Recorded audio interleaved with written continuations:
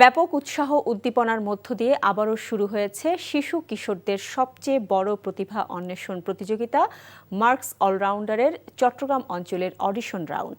সকালে চট্টগ্রামের saint Placid school and college মাঠে বেলুন উড়িয়ে আঞ্চলিক পর্বের উদ্বোধন করেন প্রতিযোগিতার বিচারকরা।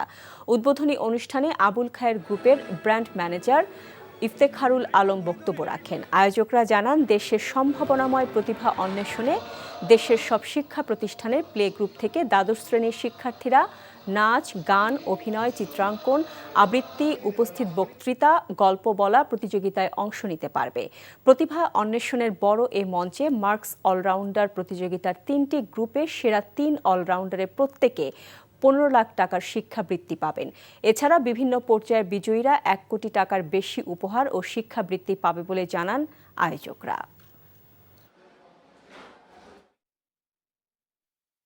বান্ডেল থাকলে প্রতি সেনমানিতে টাকা বাঁচবে। বিকাশ সেনমানি বান্ডেল কিনে জিতুন প্রতি লেনদেনে।